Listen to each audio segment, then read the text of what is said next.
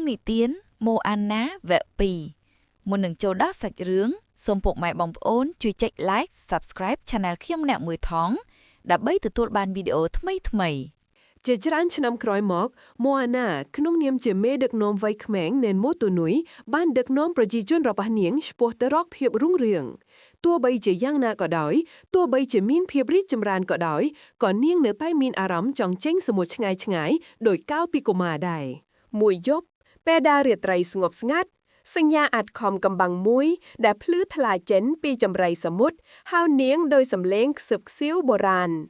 វាជាអ្វីដែលម៉ូអាណាមិនធ្លាប់បានឮពីមុនមកជំរុងដោយវិចារណញ្ញាណម៉ូអាណាបានបើកទូកាណូតទៅឯងទៅរកប្រភពនាងបានរកឃើញវត្ថុបុរាណមួយដែលជាត្រីវិស័យបុរាណដែលធ្វើពីសម្បកសមុទ្រនិងថ្មភ្លឺដែលបង្ហាញផ្លូវទៅកាន់កោះដែលគ្មាននរណាស្គាល់នៅលើផែនទីត្រឡប់មកម៉ូតូនុយវិញម៉ូអាណាបានបង្ហាញវត្ថុបុរាណដល់ឪពុកម្ដាយរបស់នាងគឺតួអ៊ីនិងស៊ីណាដែលឥឡូវជាមេដឹកនាំដែលមានប្រាជ្ញាពួកគេបានព្រួយបារម្ភអំពីហានិភ័យនៃការធ្វើដំណើរទៅកាន់ទឹកដីដែលគ្មាននរណាស្គាល់ប៉ុន្តែវិញ្ញាណរបស់លោកយាយថាឡាបានលេចចេញមកជានិមិត្តរូបនៃកាំរស្មីព្រះច័ន្ទដ៏ភ្លឺចែងចាំង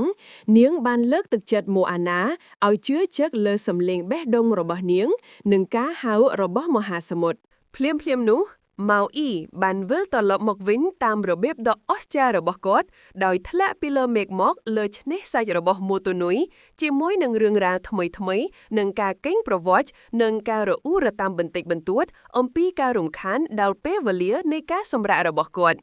ដំបូងឡើយម៉ៅអ៊ីមិនចង់ចាប់ក្តាមដំណើរផ្សងព្រេងថ្មីទេប៉ុន្តែម៉ូអាណាបានបញ្ចុះបញ្ឆាត់គាត់ដោយនិយាយអំពីគ្រោះថ្នាក់ដែលគំរាមកង្ហែងដល់កោះទាំងអស់និងតម្រូវការសម្រាប់វីរបុរសដែលមានជំនាញរបស់គាត់ជាមួយនឹងការសម្រេចចិត្តរបស់ម៉ៅអ៊ីដើម្បីចូលរួមទូកាណូតដ៏ធំមួយឡើងវិញដោយផ្ទុកវាជាមួយនឹងការផ្គត់ផ្គង់ហើយបានរៀបចំខ្លួនធ្វើដំណើរថ្មីនៅពេលព្រឹកព្រលឹមពួកគេបានលាភូមិម៉ូតូនុយម៉ូអាណាម៉ៅអ៊ីហេនិងពូអា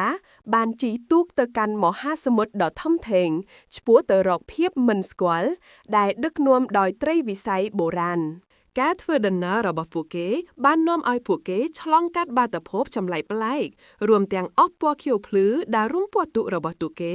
និងសត្វសមុទ្រដ៏ធំសម្បើមដែលមិនធ្លាប់ឃើញពីមុនមកទីបំផុតត្រីវិស័យបានដឹកនាំទូកគេទៅកាន់កោះអាថ៌កំបាំងមួយ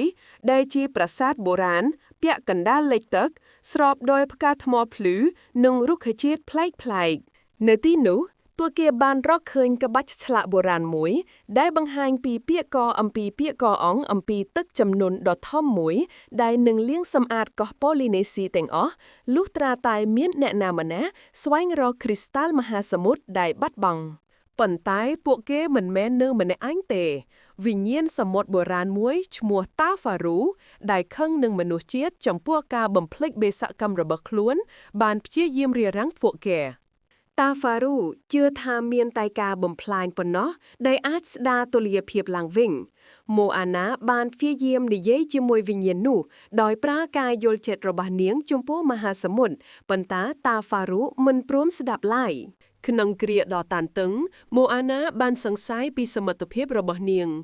មានអារម្មណ៍ថាបន្ទុកនៃភារកិច្ចនិងការភ័យខ្លាចចំពោះជោគវាសនារបស់ប្រជាជនរបស់នាងម៉ៅអ៊ីឃើញការខ្វល់ខ្វាយរបស់នាងហើយបានផ្ដាល់ដំបូន្មានដ៏គួរឲ្យភ្ញាក់ផ្អើលគាត់បានរំលឹកនាងថាការដឹកនាំមិនមែនមានតែអំណាចនោះទេ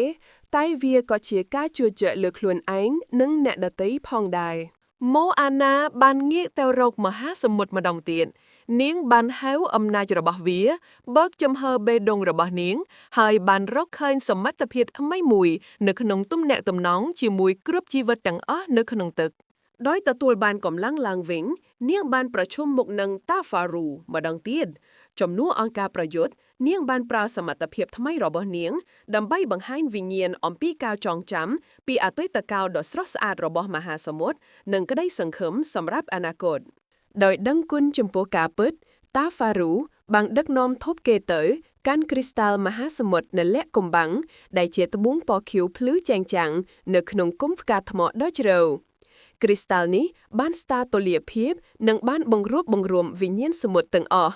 ដោយមានបេសកកម្មរបស់នាងបានសម្រេចម៉ូអាណាបានត្រឡប់ទៅផ្ទះវិញមិនត្រឹមតែជាមេដឹកនាំនៃម៉ូតូនុយប៉ុណ្ណោះទេថែមទាំងជាអ្នករុករកដ៏ពិតប្រាកដនិងជាស្ពានរវាងកោះនានាដោយបានបកទូលាយពិភពលោករបស់ប្រជាជនរបស់នាងជារៀងរហូត